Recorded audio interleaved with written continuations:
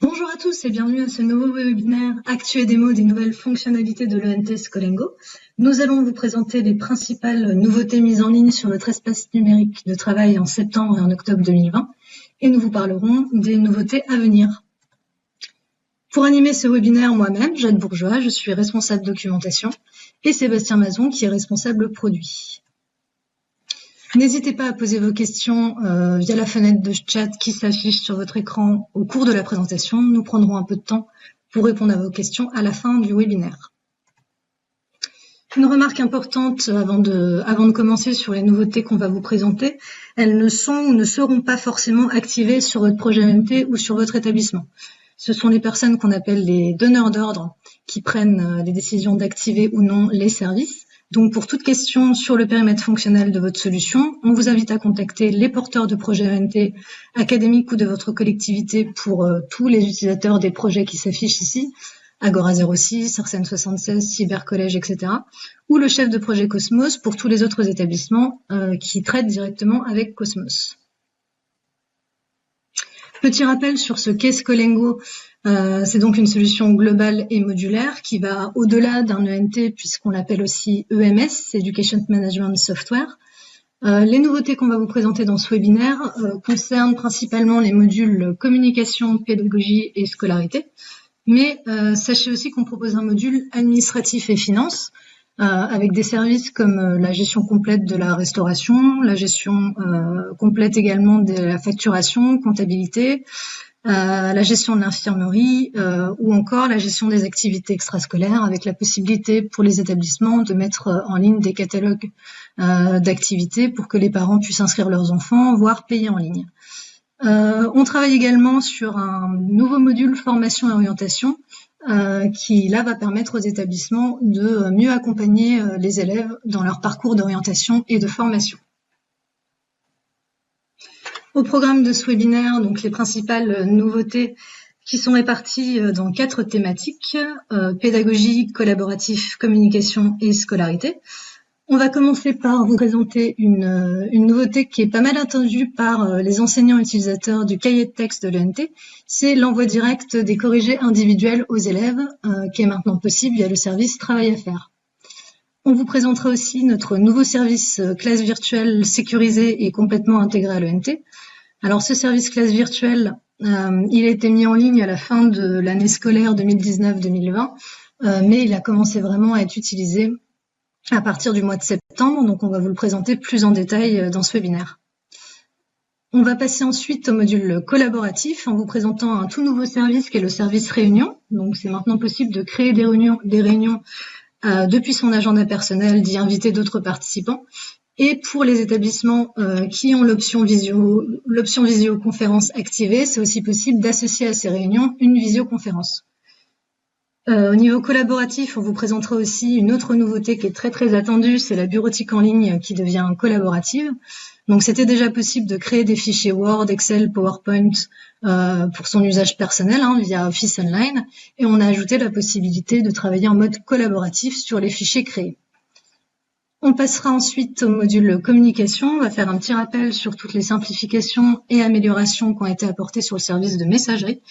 Et on vous parlera aussi de la messagerie externe. Enfin, on terminera par les nouveautés du module scolarité. On reviendra sur les améliorations qui ont été apportées en ce début d'année scolaire pour améliorer les imports de l'emploi du temps dans l'ENT. On parlera de la nouveauté aussi gestion des élèves détachés pour les utilisateurs d'EDT 2020. On vous présentera les nouveaux filtres sur le tableau de bord scolarité. Donc le tableau de bord scolarité, c'est un service du module vie scolaire intégré à l'ENT. On a ajouté de nouveaux filtres sur ce tableau de bord qu'on vous présentera. On vous présentera les évolutions sur les envois de SMS et puis enfin les évolutions à venir très prochainement sur le module scolarité.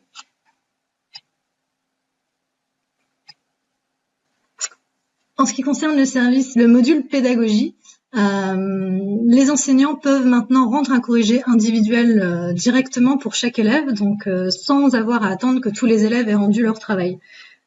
C'était une demande très forte de la part des enseignants, donc on a ajouté au sein de notre service travail à faire. Donc ça fonctionne de manière très simple. On a 2 nouvelles cases à cocher qui sont sur l'écran de suivi des travaux rendus par les élèves. Donc les enseignants peuvent choisir de diffuser le corrigé individuel directement et, s'ils le souhaitent, d'autoriser l'élève à remettre un nouveau travail. Si l'enseignant a diffusé son corrigé individuel et autorisé l'élève à remettre un nouveau travail, de son côté, lui, l'élève, il verra s'afficher le travail à faire sur sa page d'accueil personnel et il pourra en fait directement modifier son travail rendu en ayant accès à son corrigé individuel. Je suis connectée en tant qu'enseignante sur une plateforme de démonstration. Je vais donc vous montrer cette nouvelle évolution sur le service travail à faire. Donc je me rends dans mon cahier de texte, puis dans mon service travail à faire, où je vais pouvoir retrouver tous les travaux soit que j'ai préparés, soit que j'ai déjà diffusés. Ici, je vois par exemple qu'un élève m'a déjà rendu son travail. Et donc ici, j'atterris sur ce fameux écran de suivi des travaux à faire. Je vois que cet élève m'a rendu son travail et je peux lui, donc ici, renseigner un corrigé individuel. Donc on pouvait déjà le faire, hein, la seule chose, c'est qu'on devait attendre que tous les élèves aient rendu leurs travaux pour pouvoir rendre les corrigés individuels. Donc maintenant, on peut directement indiquer le corrigé individuel de l'élève pour ce travail.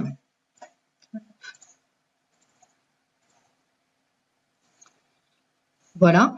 Et là, dans mon exemple, en fait, je vais demander à l'élève de me renvoyer un nouveau travail. Et ce sont ces 2 nouvelles options ici, ces 2 nouvelles cases à cocher qui me permettent de diffuser le corrigé individuel directement à l'élève et de l'autoriser à remettre un nouveau travail, ce que je vais sélectionner ici. Je n'ai plus qu'à enregistrer et passer au suivant. Et là, en fait, donc mon élève va recevoir de nouveau de son côté le travail à faire et va avoir la possibilité de me rendre un nouveau travail. Je vais me connecter en tant qu'élève pour vous montrer la vue élève.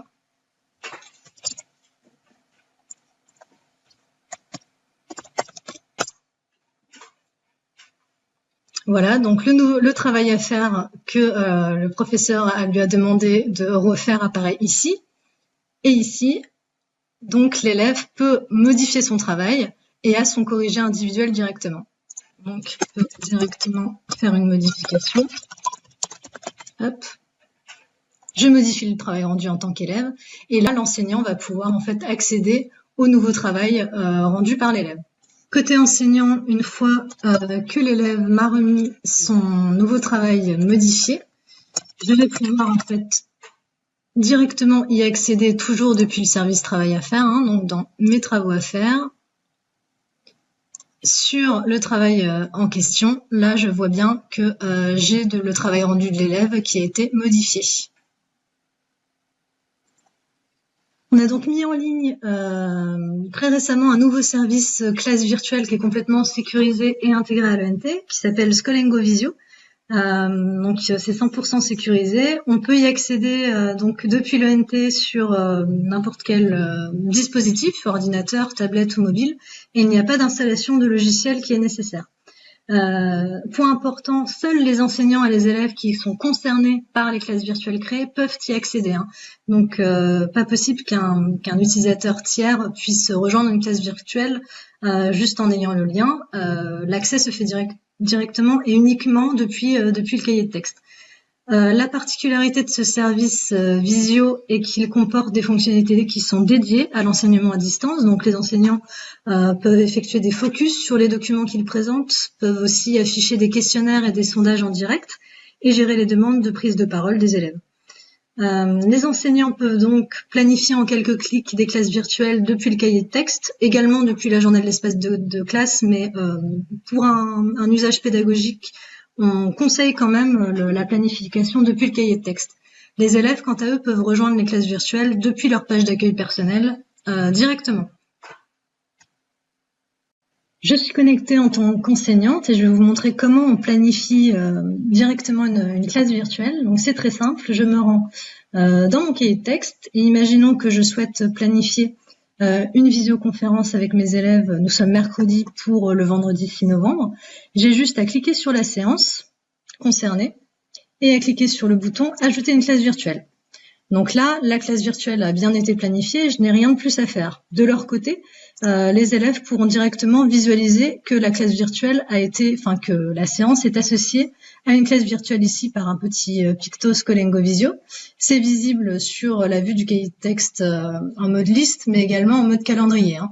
Donc ici, on voit bien qu'il y a un cours avec Visio associé.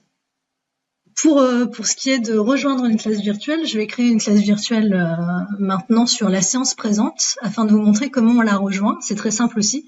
Donc si j'ajoute une classe virtuelle sur la séance en cours, hein, c'est le même principe, j'ajoute une classe virtuelle.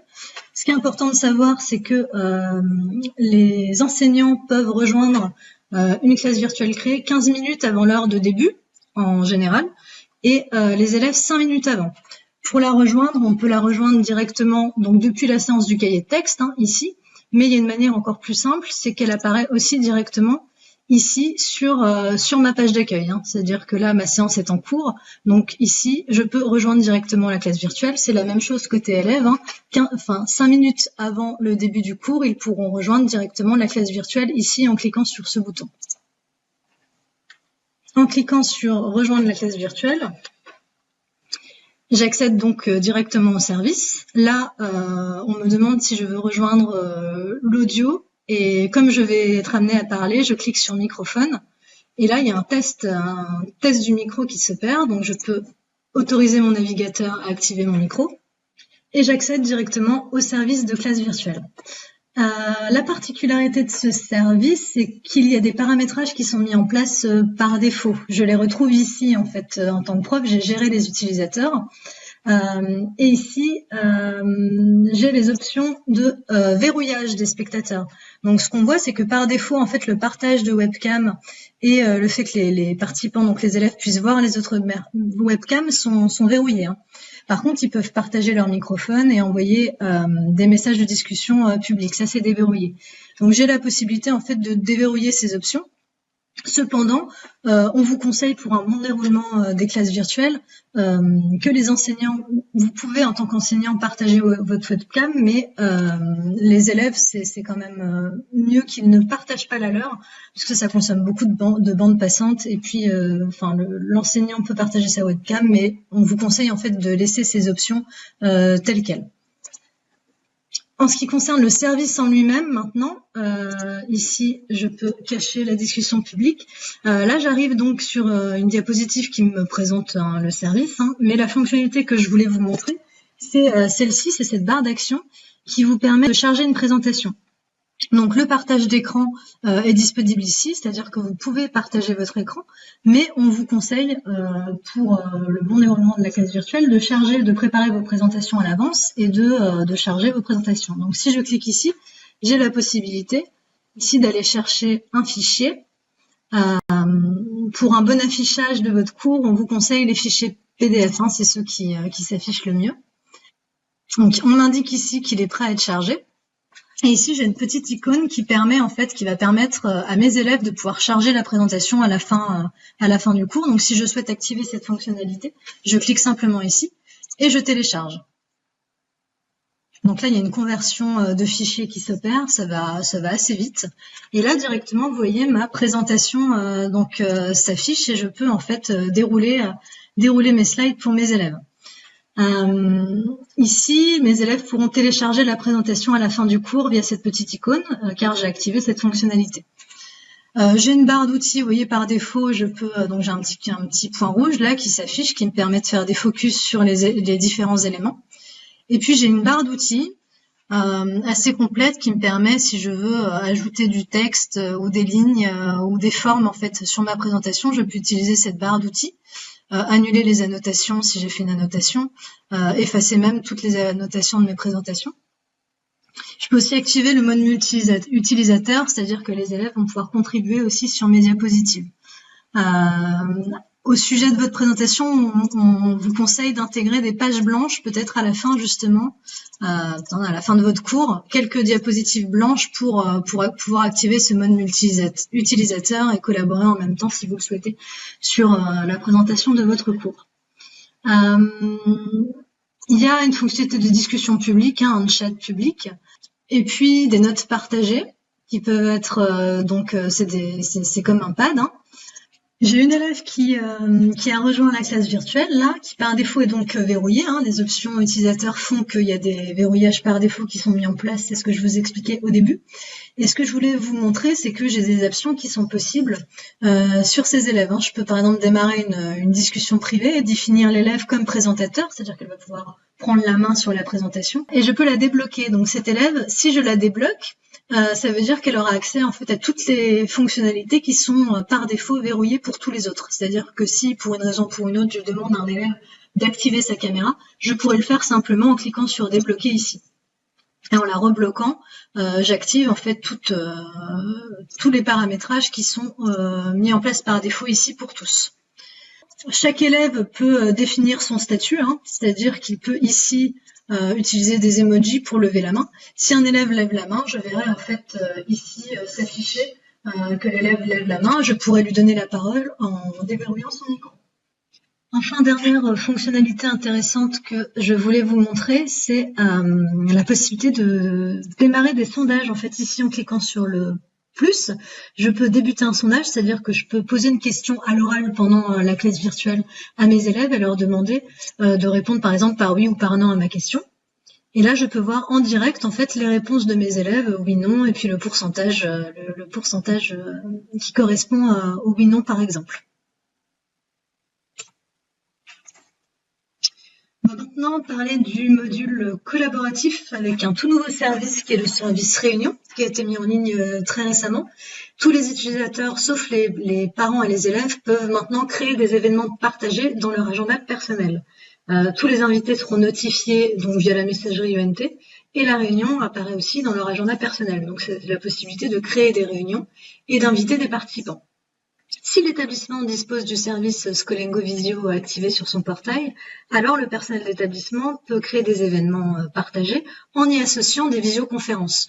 Un point important à noter, c'est que le maximum de participants à une même visioconférence est de 35 pour toutes les réunions créées avec plusieurs participants. C'est important de le noter. Les invités, de la même manière, pourront rejoindre la visioconférence via le mail de notification qui leur est envoyé ou directement via leur agenda personnel. Je vais vous montrer comment on crée une réunion avec plusieurs participants. Donc, je suis connectée avec un compte enseignant sur mon ENT. Si je me rends dans mes services personnels et dans mon agenda personnel, alors je vais pouvoir tout simplement créer un événement en invitant plusieurs personnes.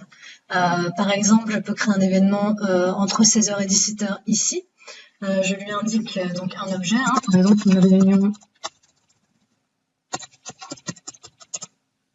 d'organisation quelconque.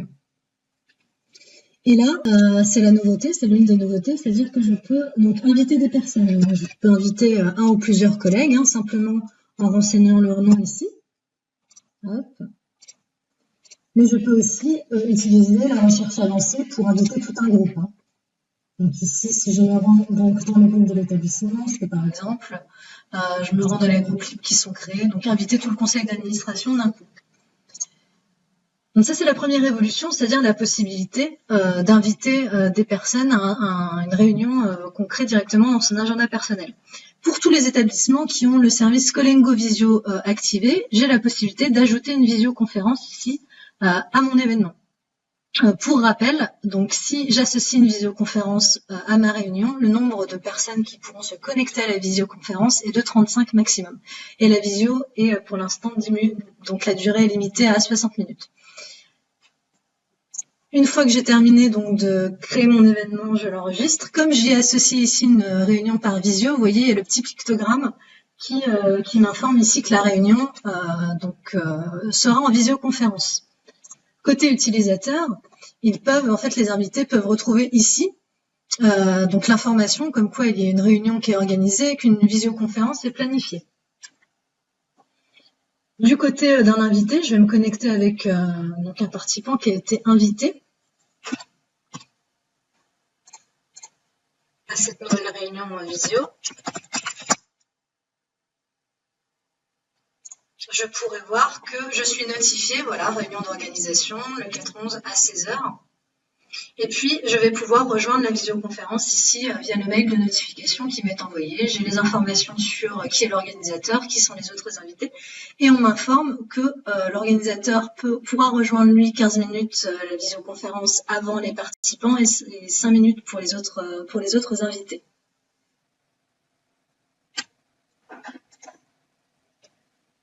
On va maintenant parler du module, toujours du module collaboratif, en évoquant donc la nouveauté du service bureautique en ligne. Petit rappel qu'on voulait faire avant, c'est que si le service bureautique en ligne est activé sur votre portail ENT, il n'y a que les enseignants et les élèves qui disposent d'une licence Office Online offerte avec le service, en fait, qui est associée directement à leur compte ENT. Les personnels non enseignants, eux, peuvent aussi utiliser le service. Par contre, il faut qu'ils aient les droits d'accès sur le service. Et ils peuvent l'utiliser en indiquant le login mot de passe de leur propre licence Office. C'est un rappel qu'on voulait faire à propos de ce service. En ce qui concerne le service bureautique en ligne collaborative en lui-même maintenant, donc la nouveauté qu'on a ajoutée, c'est qu'on permet dorénavant le travail collaboratif sur les fichiers Word, Excel et PowerPoint. Le personnel d'établissement peut créer des fichiers collaboratifs et la création de ces fichiers s'effectue dans les dossiers partagés des rubriques. Point important, c'est que seuls les utilisateurs qui ont le rôle gestionnaire ou modérateur sur le dossier partagé peuvent créer et éditer les fichiers du dossier en mode collaboratif, donc collaborer sur les fichiers. Les différents fichiers qui sont créés dans ces dossiers partagés peuvent être seulement visualisés ou visualisés et édités. C'est en fonction des droits de l'utilisateur sur le dossier qui contient le fichier. Pour simplifier un peu cette notion de droit, on vous a fait un petit récapitulatif des droits. Donc si on résume, en fait, les utilisateurs qui sont visiteurs ou rédacteurs peuvent seulement visualiser les fichiers bureautifs collaboratifs créés, ils ne peuvent pas les éditer. Par contre, les modérateurs et gestionnaires, eux, peuvent bien éditer les fichiers en mode collaboratif. Je vais donc vous montrer comment fonctionne le nouveau service de bureautique en ligne collaborative. Vous connaissiez déjà la possibilité ici, via ce menu, pour les enseignants et les élèves de créer des documents bureautiques en ligne à usage personnel, on va dire. Et ce qu'on a ajouté, c'est la possibilité de collaborer dans les fichiers au sein des dossiers partagés. Donc, je vais prendre un cas d'usage où je suis connectée en tant qu'enseignante et imaginons que le chef d'établissement et créer une nouvelle rubrique qui s'appelle Organisation de l'enseignement à distance à destination de toute l'équipe pédagogique. Donc tous les enseignants ont donc le rôle de gestionnaire sur cette rubrique et sur le dossier partagé. Et ils demandent aux enseignants donc de remplir un fichier donc de façon collaborative ici. Donc qui utilise quels outils pour l'enseignement à distance. Donc, ce fichier, j'y accède donc directement dans le dossier partagé. Et vous voyez ici, je peux soit le visualiser dans Microsoft Office Online, soit l'éditer. Donc, voilà où se trouve l'édition en mode collaboratif pour les utilisateurs qui ont le rôle gestionnaire ou modérateur. Donc là, je vois par exemple que ma collègue Olympe Baudot et Chouchet Castel sont là aussi. Je vois bien le collaboratif et on peut tous remplir en fait le fichier en même temps, de manière collaborative.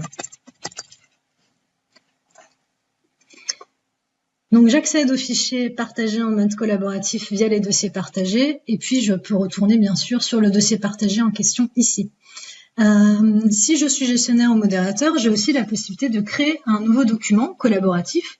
Mettons que par exemple, je souhaite, moi en tant qu'enseignante, créer un nouveau document. Je clique sur ce bouton d'action ici et je peux par exemple créer un PowerPoint sur la communication, mettons la communication parents-élèves sur les outils utilisés dans le cadre de l'enseignement à distance par exemple. Et ici, je peux éditer directement ma présentation PowerPoint dans Office Online, de la même manière en fait que j'ai modifié l'Excel tout à l'heure. Et là, en fait, les enseignants pourront ajouter des slides pour présenter peut-être les outils que eux utilisent.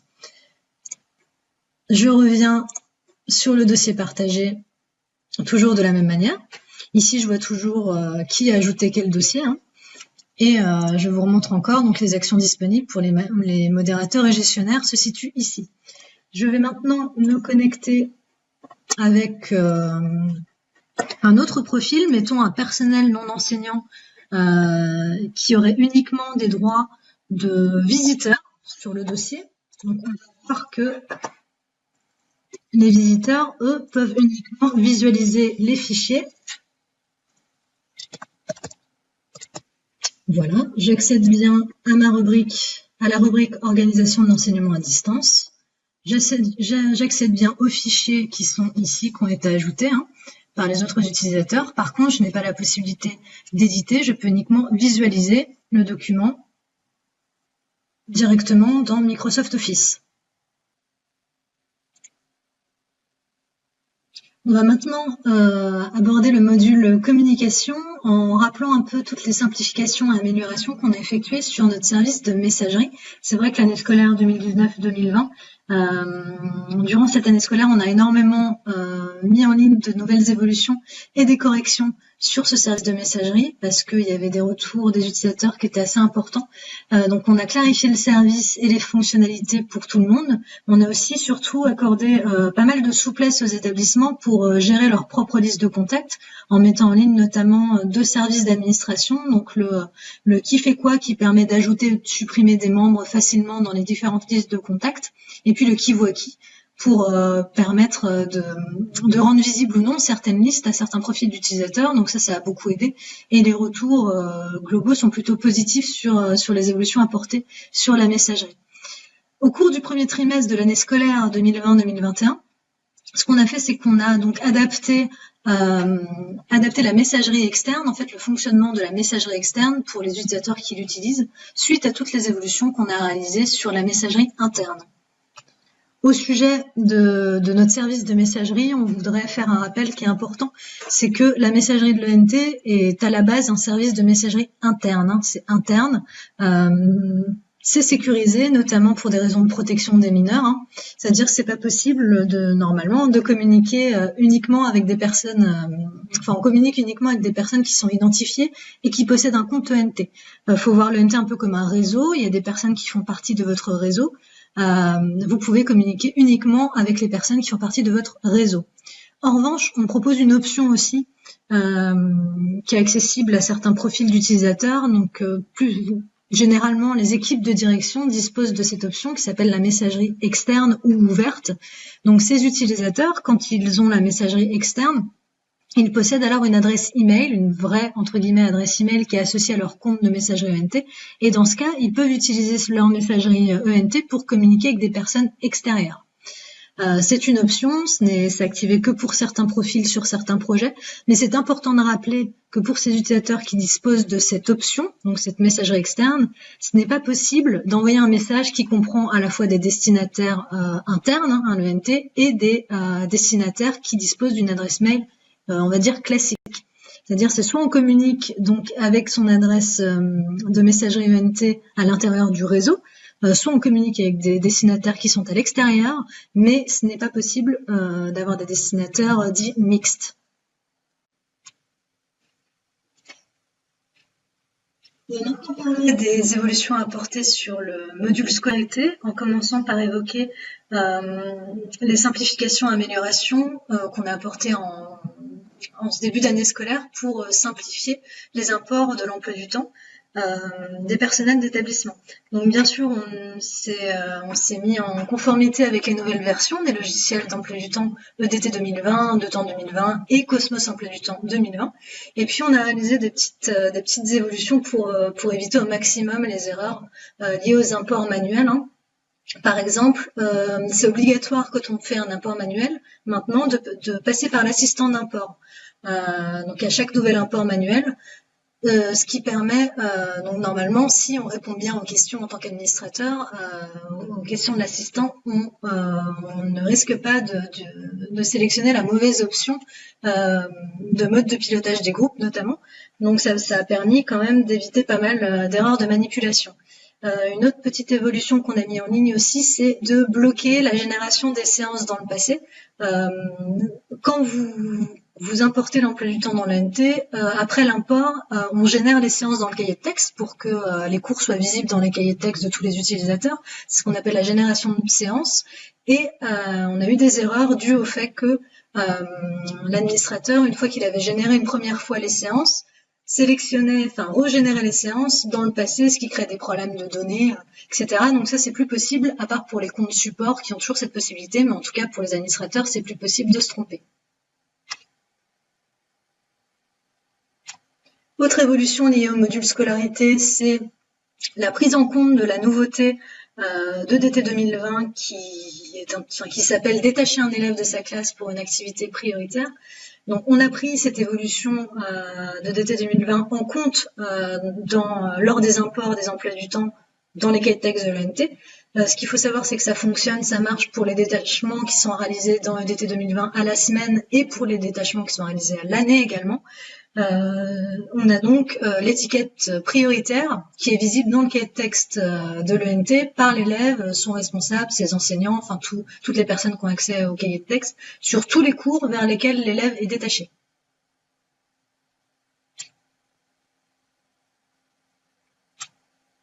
Autre nouveauté du module scolarité, ça concerne le service tableau de bord scolarité, qui est un service qui fait partie du module vie scolaire, scolarité intégrée à l'ENT.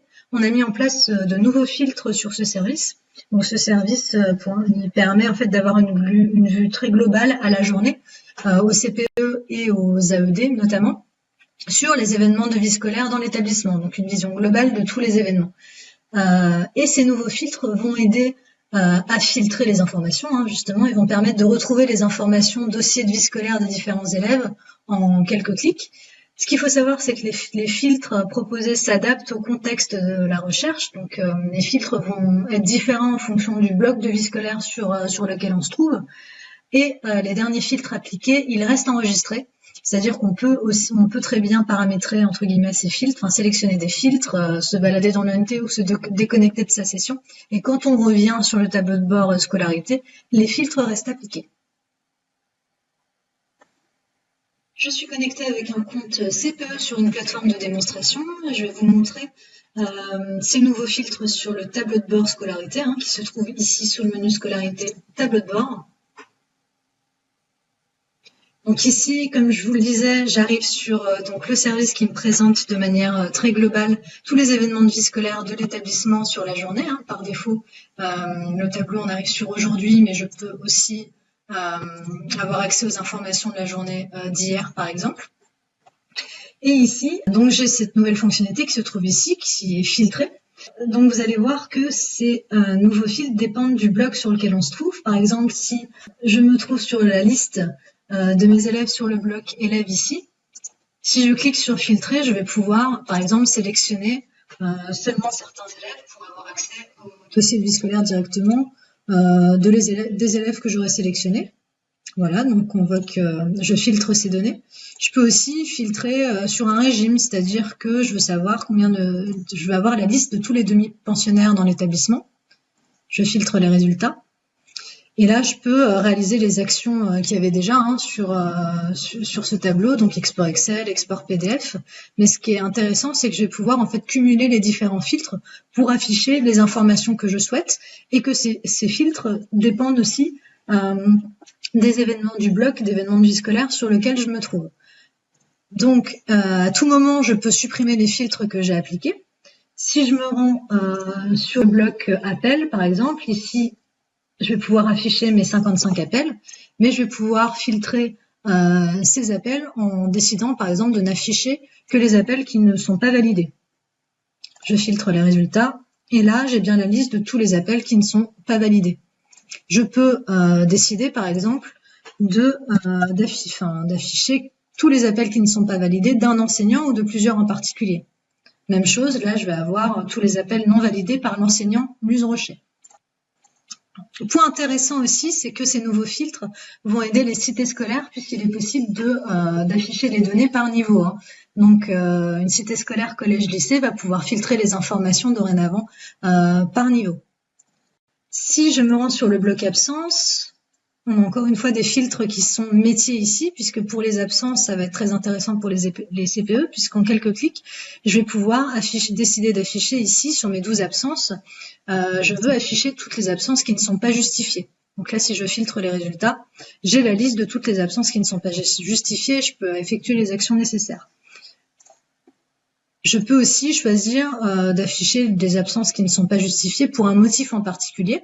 Par exemple, raison de santé, absence non justifiée, je filtre les résultats. Et puis là, en fait, j'ai directement toutes les absences qui ne sont pas justifiées en fait pour raison de santé. Donc, je dois agir dessus. J'ai toujours les mêmes actions ici qui me permettent de justifier en masse, définir un motif, voire regrouper des absences que vous connaissez déjà pour les utilisateurs du tableau de bord scolarité. Même chose pour les retards, je retrouve des filtres qui sont en fait similaires à ceux des absences, hein, et pour les retards, c'est la même chose. Donc voilà en gros pour une présentation très générique de ce tableau de bord du module scolarité. Ce qu'il faut retenir, c'est que il y a plein de possibilités. Enfin, ça ouvre les possibilités en termes d'obtenir des données très rapidement en quelques clics et de réaliser le travail des services de vie scolaire. Toujours en ce qui concerne notre module scolarité intégré à l'ENT, on aimerait rappeler qu'on a réalisé des évolutions sur les envois de SMS. Les responsables légaux, dorénavant, n'ont plus à se connecter une première fois à l'ENT pour donner leur consentement, afin que l'établissement les contacte par SMS. Donc ça, c'est une nouveauté de septembre. Les informations, numéro de téléphone mobile et consentement SMS sont directement récupérées en fait de la base de données de l'établissement. Donc cette évolution fait suite à des retours qu'on a eu des établissements qui souhaitaient envoyer des SMS, mais les parents devaient d'abord se connecter une première fois à l'ENT pour accepter, alors qu'ils l'avaient déjà accepté par ailleurs en remplissant un formulaire. Donc ils avaient déjà accepté d'être contactés par SMS par ailleurs. Petite spécificité à propos de cette évolution, c'est que en revanche, si le parent se connecte à l'ENT et modifie son numéro de téléphone et son consentement SMS dans ses préférences utilisateurs, alors ce sont ces informations, c'est les informations les plus récentes finalement, qui seront reportées sur la fiche de l'élève pour le personnel de l'établissement. Les évolutions à venir prochainement maintenant en ce qui concerne le module scolarité de l'ENT, une évolution qui va faire plaisir à pas mal de personnel d'établissement, c'est qu'on va récupérer et afficher toutes les informations de tous les responsables des élèves sur sa fiche. Là, vous voyez une maquette sur cette diapositive, c'est-à-dire qu'on va, sur chaque fiche élève, afficher quels sont les contacts prioritaires et leur lien de parenté avec l'élève. Donc, grand-mère en charge, grand-père, etc. On va permettre aussi très bientôt l'envoi de SMS depuis le tableau de bord scolarité. On vous a montré les filtres, donc c'est aussi pour amener cet envoi de SMS en masse, pour que le travail des services de vie scolaire soit plus facile. Donc il sera possible, par exemple, un cas d'usage, de contacter en fait en masse un peu tous les parents qui doivent justifier une absence assez urgemment. On va réaliser des améliorations en ce qui concerne les exports LSU et LSL. Donc là, c'est un peu technique, mais en gros, on va prendre en compte toutes les spécificités des formations des élèves, de chaque formation des élèves. Donc les matières et modalités seront exportées selon la formation et selon les options prises par les élèves. Donc ça va permettre de gérer les services d'évaluation qui regroupent des élèves de formations différentes. Les calculs des moyennes tiendront aussi mieux compte de ces formations. Et enfin, on va permettre l'ajout d'informations directement dans l'export. Donc c'est pour les informations concernées, on peut citer les modalités d'accompagnement, niveau de maîtrise A2 en langue et culture générale, et les engagements ou avis d'examen, par exemple, qui n'étaient jusque-là pas exportés. Ça va permettre aussi tout ça de résoudre un cas qui nous est pas mal remonté par les utilisateurs, c'est la gestion des groupes d'anglais qui mixent élèves LV1 et LV2. Ce cas sera donc résolu grâce à ces évolutions. Si vous avez besoin d'aide pour la prise en main des nouvelles fonctionnalités, on vous rappelle donc l'adresse de notre site des utilisateurs qui est scolengo-academy.org. Il est accessible quand vous vous connectez à Scolengo via le point d'interrogation et on propose donc une aide en ligne complète, des FAQ, des guides, des tutoriels vidéo, etc. Et on vous encourage aussi à partager vos usages avec toute la communauté des utilisateurs.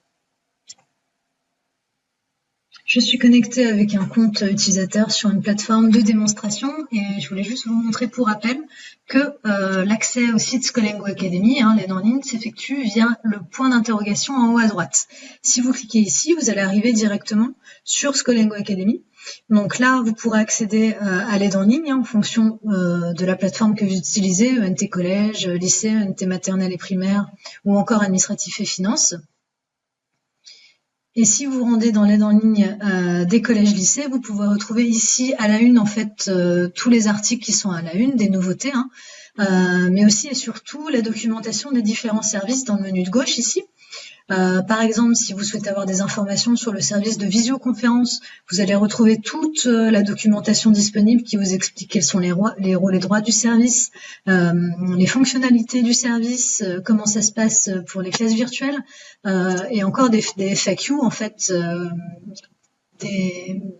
donc les réponses aux questions qui nous sont posées directement par les utilisateurs qu'on documente en intégralité quasiment sur Scolingo Academy. Vous avez une rubrique aussi formation, où là, vous pourrez retrouver les replays de nos webinaires, ici, qui peuvent être aussi des webinaires cas d'usage. Donc, vous retrouvez tous les replays ici, mais aussi énormément de petits tutoriels. Il y en a environ 200 toutes petites vidéos sur des fonctionnalités très précises que vous pouvez aller voir, en fait, si vous avez une question spécifique sur un service ou une fonctionnalité. Dans la rubrique actualité, vous retrouvez toutes les actualités, les dernières actualités du produit, les dernières nouveautés, les nouveautés à venir, beaucoup de cas d'usage aussi pour vous aider à vous approprier l'outil. Et puis on a mis aussi en place deux rubriques, une qui est hashtag continuité pédagogique, là vraiment réservée à l'équipe pédagogique, aux enseignants et aux élèves. Dans le cadre de l'enseignement à distance, surtout pour aider dans ce contexte un peu spécifique. Et on a fait la même chose pour continuité administrative, donc c'est une rubrique destinée au personnel administratif et financier. On trouve des articles, des actus et astuces produits pour aider à gérer en fait le travail à distance. Enfin, on a une rubrique assistance qui permet de retrouver en fait en fonction de son profil et de son projet les modalités de contact du support utilisateur. Cette présentation est maintenant terminée, on va pouvoir passer aux questions-réponses.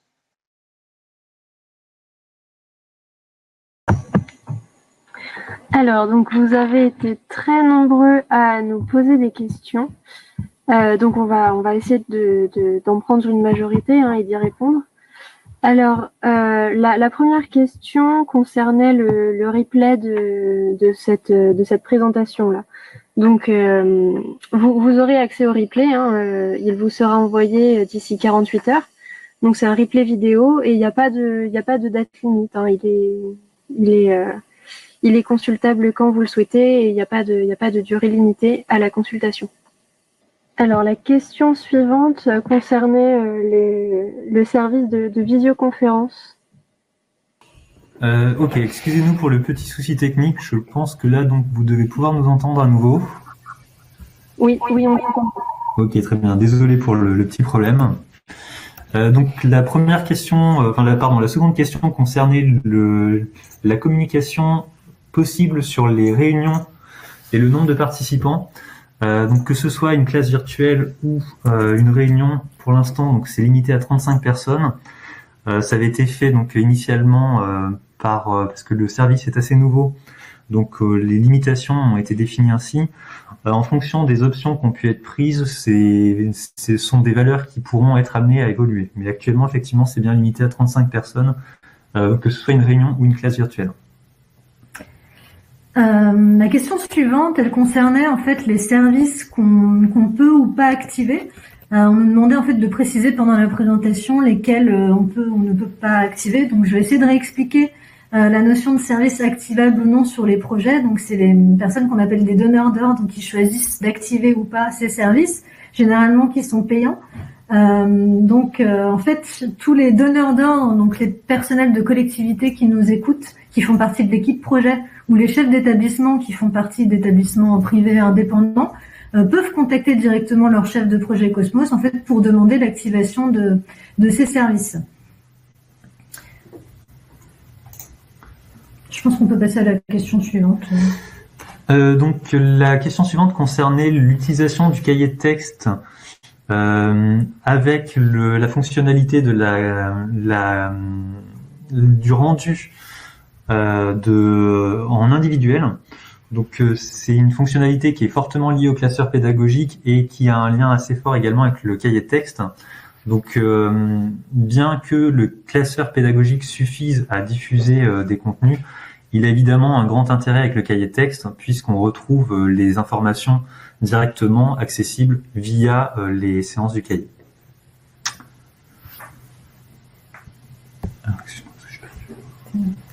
Ensuite, on nous demandait est-ce qu'il est possible de regrouper les 3 modes de rendu d'un travail à faire. C'est-à-dire, est-ce que c'est possible de cumuler, les élèves doivent me rendre du texte et une pièce jointe, par exemple? Eh bien non, quand on sélectionne un mode de réponse, quand on crée un travail à faire et qu'on le diffuse, il n'y a qu'un seul mode de réponse possible, qu'on peut demander aux élèves, en fait. Ensuite, donc, on nous posait une question sur l'utilisation du cahier de texte et de Pronote. Donc, il faut savoir que ceux qui utilisent Pronote ne sont évidemment pas concernés par cette évolution. C'est vraiment le service de la vie scolaire uniquement de School&Go EN dont on vous a parlé. La question suivante, elle concerne toujours la diffusion du travail à faire.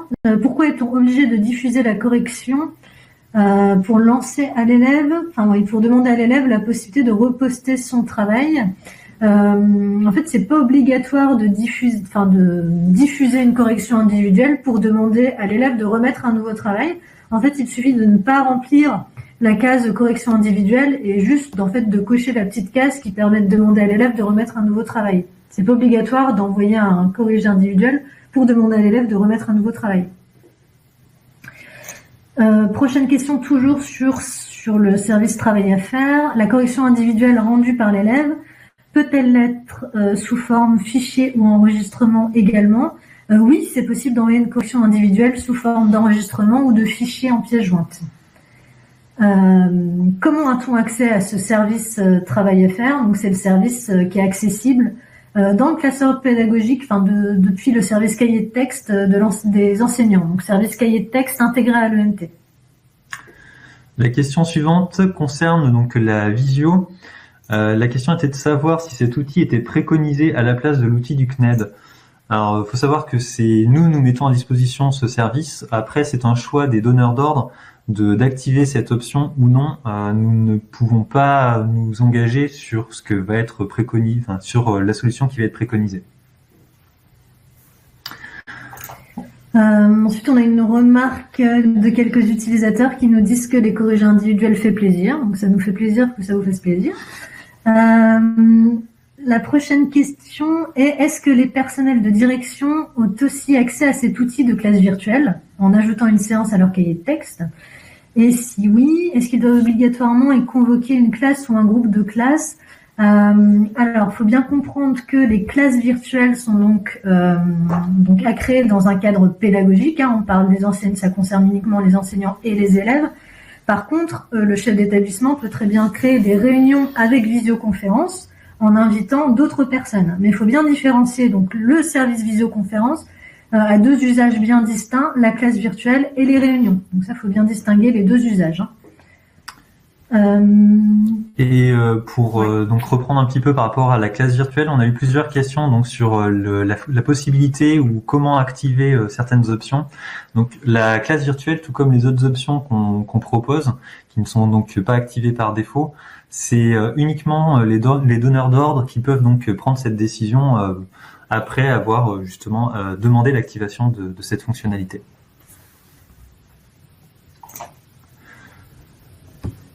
Ensuite, la prochaine question, c'était à propos des limites en termes de nombre de connectés. Oui, il y a des limites en termes de nombre de connexions simultanées. Elles varient en fonction des projets. Et oui, c'est en fonction de l'option souscrite. Donc là, on peut pas vous répondre exactement sur cette limite-là. Mais normalement, elle est calculée pour faire en sorte que tout se passe bien, quoi. Concernant les classes virtuelles toujours, donc on nous demande de savoir s'il est possible de les créer en dehors d'une séance de cahier de texte. Donc il est tout à fait possible de les créer soit depuis l'agenda d'un espace de classe, donc qui permet de créer directement l'élément de la visio, soit éventuellement de l'ajouter via le cahier de texte en utilisant une séance ajoutée à cet instant. Ensuite, il nous est posé une question sur la possibilité, quand on utilise la visio, plutôt que de diffuser un PDF, de diffuser une activité du classeur pédagogique. Donc actuellement, en fait, ça n'est pas quelque chose qui est possible. Il est par contre possible de partager son écran, donc ce qui permet notamment de partager l'écran sur l'activité sur laquelle l'enseignant travaille. Et ça permet aussi un point supplémentaire par rapport au PDF, c'est que s'il y a du contenu multimédia, ça permet de l'exécuter, de le jouer directement sur la fenêtre. Alors, la prochaine question, toujours sur la classe virtuelle, vous avez eu beaucoup de questions sur les classes virtuelles. On a montré qu'on pouvait ajouter du texte sur une présentation, c'est vrai. Est-ce qu'il est possible d'intégrer des expressions mathématiques facilement? Non, en tout cas, pas encore. Non, cette fonctionnalité n'existe pas. Par contre, vous pouvez essayer peut-être de copier-coller des éléments en utilisant le format texte. C'est vrai qu'on n'a pas fait le test, mais en tout cas, il n'y a pas de plugin outil mathématique. Est-ce que les modifications apportées à une présentation de cours de classe virtuelle sont enregistrées? Malheureusement, non. Cette fonctionnalité n'est pas disponible. Quelle est la durée maximum? Alors, la durée maximum d'une classe virtuelle est de 2 heures, et pour les réunions, il s'agit de 3 heures. À la base, c'était 1 heure 60 minutes pour les classes virtuelles. On a eu des retours comme quoi c'était trop peu. Donc, c'est 2 heures pour les classes virtuelles et pour les réunions, 3 heures maximum. Toujours sur les classes virtuelles et les réunions, est-ce qu'il est possible d'enregistrer donc une classe virtuelle pour les élèves absents? Donc pour l'instant, ça n'est pas du tout une fonctionnalité qui est possible via notre outil. Il n'est pas prévu qu'elle arrive dans les prochaines versions non plus. Ensuite, on nous pose une question sur le nombre limité de participants. Donc actuellement, c'est 35 personnes. Alors il faut savoir que le service de visio a été mis en place très récemment. Lors de son lancement, il n'était pas du tout prévu que les conseils de classe, par exemple, se fassent tous avec toutes les personnes à distance. Donc la limitation de 35 avait été définie en se basant sur les comportements avant les confinements notamment. Donc après, en fonction des options qui ont pu être souscrites, cette limite pourrait être amenée à évoluer. En tout cas, pour les réunions. La prochaine question, elle concerne l'agenda. Est-ce qu'il est possible d'insérer des liens dans l'agenda qui pointent directement vers un article de blog, par exemple? C'est pas possible, en tout cas pour le moment. On peut bien enseigner du texte pour la description de l'événement, mais pas de lien. Alors, il y a un utilisateur qui veut être sûr d'avoir bien compris. On passe par le cahier de texte pour une classe virtuelle avec une classe, c'est ce qui est conseillé, mais si on veut utiliser l'outil Scolingo Visio pour une classe virtuelle hors heure de cours de la classe, on est donc obligé de passer par l'espace de classe. Oui, voilà, c'est à peu près ça, par l'agenda de l'espace de classe, ou alors en créant une nouvelle séance dans le cahier de texte. À vous si vous avez cette possibilité. Prochaine question, est-ce qu'il est possible d'effectuer des votes par ce dispositif? Je pense au conseil d'administration en particulier. Par ce dispositif, on a le service de formulaire intégré à l'ENT qui permet vraiment de mettre en ligne des questionnaires et puis de récolter les réponses. Je pense que c'est ce service que vous devez utiliser pour les votes, par exemple. Ça peut être utile. Pour les votes publics uniquement. Ouais. La question suivante concerne encore une fois la limitation à 35 personnes. Donc, dans le cas où plus de 35 personnes sont invitées, par exemple, depuis un événement de l'agenda, seuls les 35 premiers à se connecter auront effectivement accès à la visio. Les suivants auront un message leur indiquant qu'ils ne peuvent pas se connecter. Ensuite, comment sait-on si on a la visio accessible sur le NT? Donc, l'administrateur peut aller donc dans la liste des services et voir si dans cette liste l'élément Scolingo Visio apparaît. Ça lui permettra de savoir si il est actif sur l'établissement. Peut-on inviter des collègues d'autres établissements? Donc oui, c'est tout à fait possible. Par contre, l'autre établissement doit avoir également la visio et les personnes qui sont invitées doivent être présentes sur un groupe accessible quand on invite les personnes. Alors à ce sujet, il y a une documentation et une fac qui sont dans l'aide en ligne et qui vous permettront d'avoir toutes les informations concernant la marche à suivre. On continue sur les questions qui concernent la visio. Alors nous avons l'option visio pour les élèves et pourtant nous ne trouvons pas le bouton dans la partie agenda personnel pour faire une visio avec un collègue. Alors si le service Colengo Visio est activé sur votre établissement, il permet la création de classes virtuelles mais aussi de réunions avec visioconférence. Dans ce cas, on vous conseille d'aller vérifier en fait dans la liste des services, enfin l'administrateur de l'établissement doit aller vérifier que les populations autres que enseignants et élèves ont bien les droits nécessaires pour pouvoir créer des réunions avec visio dans l'agenda. En fait, il faut qu'ils aient des droits aussi de création de réunions avec visioconférence sur le service Scolengo Visio. Sinon, effectivement, ces personnes ne verront pas la petite case à cocher pour faire une visio. Voilà, je vous conseille d'aller voir dans les droits du service. Bonjour, j'aimerais pouvoir préparer en avance les travaux à faire sans les distribuer tout de suite aux élèves. J'ai essayé de créer un brouillon, mais je ne suis pas arrivée à le retrouver ensuite. Alors, dans le service travail à faire, vous pouvez très bien créer vos travaux à faire en prévision avant de les diffuser aux élèves. Vous les enregistrez en brouillon et là, ils sont toujours disponibles dans votre service travail à faire. En fait, vous retrouvez tous vos travaux à faire, dont ceux en brouillon qui sont enregistrés. Normalement, vous pouvez les retrouver à cet endroit. Si la case « Ajouter une visioconférence » est grisée, cela signifie que ce service n'est pas disponible dans l'académie. Normalement, ça veut dire si le service n'est pas activé, vous ne voyez pas la case « Ajouter une visioconférence ». Par contre, ça peut vouloir dire que le nombre de visios simultanés est atteint. Ouais, c'est ça. On me confirme que c'est ça. Si la case est grisée, ça veut dire que c'est pas possible de créer une nouvelle réunion avec visio parce que le nombre de connexions simultanées en fait est atteint, quoi. Ou la personne n'a pas les droits. Une question, on revient sur l'utilisation du cahier texte et du classeur pédagogique. Donc concernant un travail à faire qui a pu être envoyé à une classe, y a-t-il un moyen de l'envoyer plus tard à une autre classe? Alors, il est possible de diffuser un travail à faire à plusieurs classes, par contre sans préciser un délai de diffusion. Donc il suffit en fait de prendre le travail à faire qui a déjà pu être diffusé et de le copier, et donc en modifiant la liste des destinataires, de mettre les fameux destinataires à qui on veut l'envoyer en plus. Quand on crée une réunion, donc on repart sur la visio à nouveau, quand on crée une réunion en tant qu'enseignant, peut-elle être supervisée par le chef d'établissement même quand il n'est pas invité? Donc ça, effectivement, la question, elle fait suite à une responsabilité de l'ENT de la part du chef d'établissement. Malheureusement, aujourd'hui, en fait, on ne gère pas du tout ce genre de notion. La réunion n'est pas contrôlée par les chefs d'établissement.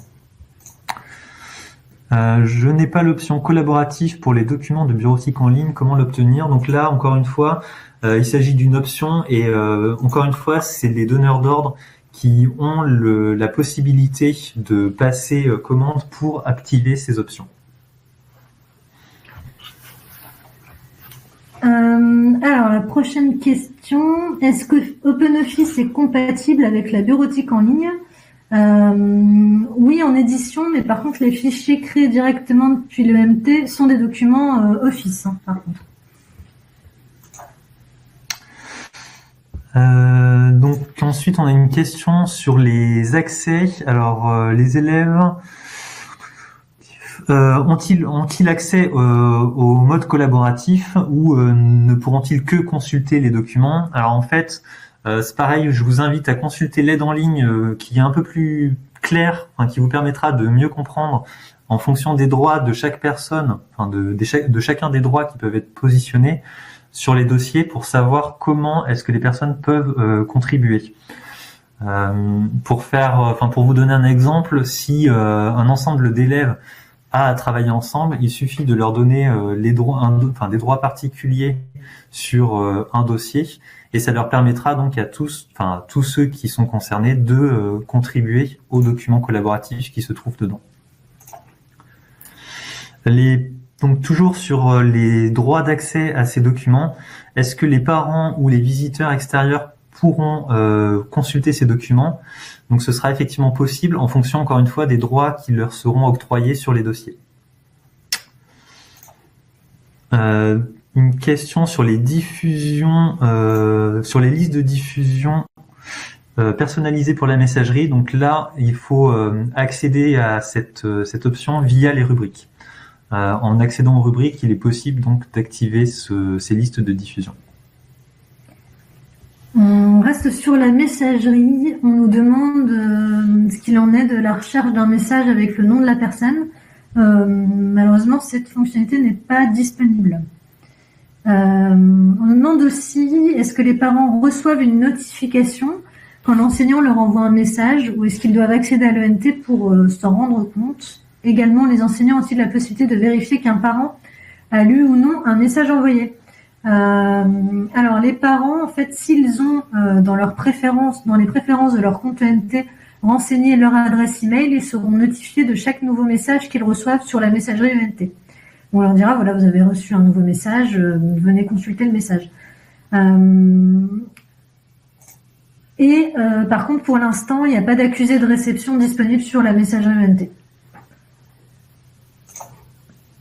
On revient sur le service Colengo Visio. On nous demande s'il est assez solide, entre guillemets, pour permettre une utilisation massive des utilisateurs des utilisateurs. Alors, nos infrastructures sont dimensionnées par rapport au nombre de connexions qui sont définies par l'option choisie. Donc, on ne se fait pas trop de soucis sur la tenue de nos infrastructures là-dessus, parce qu'on a fait les calculs nécessaires pour que ça se passe bien. On revient sur la messagerie. On nous demande s'il est possible de modifier la signature qui existe par défaut, alors en particulier pour les parents et pour les élèves. Donc pour l'instant, c'est pas du tout une évolution qu'on a envisagée. Faut savoir qu'il y a quand même un certain nombre de cas qui font qu'on ne peut pas proposer, par exemple, simplement d'ajouter le nom de l'élève sur la signature du parent, puisqu'il peut tout simplement avoir plusieurs élèves, enfin plusieurs enfants. Donc c'est l'un des cas qui fait que il n'y a pas une solution simple. Par contre, ce qui est possible, en tout cas au niveau des élèves, ça peut être lors de la rentrée scolaire d'envisager de passer lors de la présentation justement de l'ENT avec eux, d'en profiter pour leur indiquer de changer justement leur signature, ce qui permettra pour le reste de l'année d'avoir les informations que l'établissement souhaite voir apparaître. Une question sur Factos, donc savoir ce que permet cet outil. Donc c'est un service qui permet de gérer les préinscriptions et les réinscriptions des élèves. Donc tout comme Scolingo EN, c'est un service qui est entièrement en ligne. Et les familles d'accueil vont pouvoir suivre les élèves dont ils sont responsables. Donc oui, actuellement, on travaille sur une évolution qui va permettre à terme à ces utilisateurs de se connecter donc dans l'espace numérique, et tout comme les responsables légaux, de pouvoir suivre la scolarité de ces enfants. Ensuite, on nous demande s'il existe un endroit pour faire remonter une demande d'amélioration ou des bugs. Alors, chaque projet a ses contacts, en fait. Vous pouvez faire remonter donc, vos remarques, demandes d'amélioration à l'équipe support. Et sur Scolingo Academy, en fait, si vous êtes administrateur, vous avez tous les liens en fonction de votre projet. En fait, vous savez à qui vous adresser. Donc, c'est à votre cellule projet en fait qu'il faut remonter ces demandes d'amélioration ou alors les bugs. On nous demande comment on fait pour obtenir le module de notation, donc le service évaluation par compétences. Donc, comme on vous l'a dit un peu précédemment, c'est que tous les modules et les services sont activables par les donneurs d'ordre. Donc, on vous invite à les contacter directement pour plus d'informations sur le module vie scolaire intégré à l'ENT. Une question toujours sur les droits d'accès pour la bureautique en ligne. Donc c'était de savoir comment bloquer pour que les élèves ne puissent pas accéder, ne puissent pas modifier des documents de la bureautique en ligne dans les documents. dans les dossiers. Encore une fois, c'est vraiment lié au droit. Donc, pour toute question concernant les accès ou non-autorisation de modification sur l'aide en ligne, enfin sur la bureautique, vraiment, je vous invite à consulter le document d'aide en ligne qui vous permettra de comprendre mieux les droits. On arrive aux dernières questions. Est-ce qu'il est possible d'inviter des personnes extérieures, donc hors éducation nationale, lors des classes virtuelles ou des réunions? Alors non. On a vraiment limité l'invitation aux personnes du réseau ENT1, donc c'est pas possible d'inviter des personnes qui n'ont pas de compte ENT. Donc une question par rapport sans doute aux donneurs d'ordre dont on a parlé plusieurs fois tout à l'heure, à qui les donneurs d'ordre doivent demander l'activation des classes virtuelles. Donc ils doivent en fait s'adresser à leur interlocuteur chef de projet côté Cosmos. On a une question, c'est est-ce qu'on peut prévoir un affichage en lu, non lu pour la messagerie? Normalement, vous pouvez déjà sélectionner vos messages pour les marquer comme non lus. C'est une fonctionnalité qui existe déjà. Voilà, il faut préciser la question.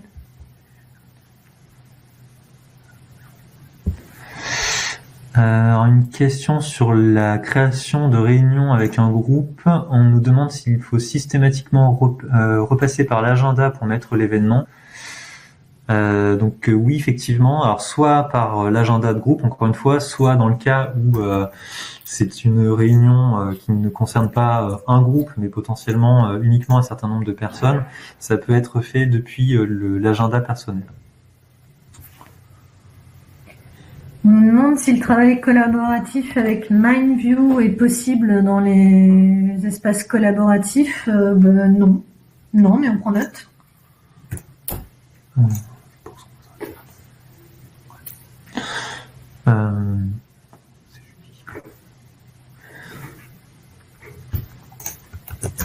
On commence, oui, je pense qu'on a à peu près fait le tour des questions qu'on a reçues.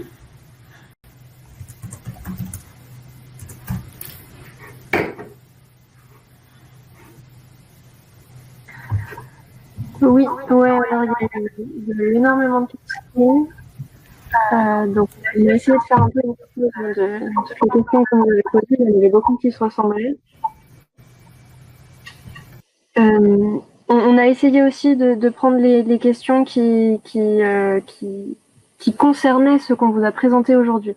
Donc, pour toutes les autres choses qui n'étaient pas forcément en rapport avec ce qu'on vous a présenté aujourd'hui, on n'a pas forcément répondu peut-être à vos questions, mais on vous indique grandement à aller voir l'aide en ligne. Vous trouverez sûrement des réponses à vos différentes questions sur ce site. Donc, voilà. On vous invite à aller consulter l'aide en ligne pour toutes les questions auxquelles on n'aurait pas forcément répondu pendant la séance. Alors. Merci à tous en tout cas de nous avoir suivis. Et bon après-midi à tout le monde. Merci, au revoir. Merci à vous et je vous rappelle une dernière fois que vous recevrez donc le replay de cette séance d'ici 48 heures. Et donc vous pourrez retrouver la présentation et les questions-réponses qui ont suivi. Voilà, je vous souhaite une bonne journée et peut-être à bientôt pour d'autres webinaires ou d'autres formations. Au revoir.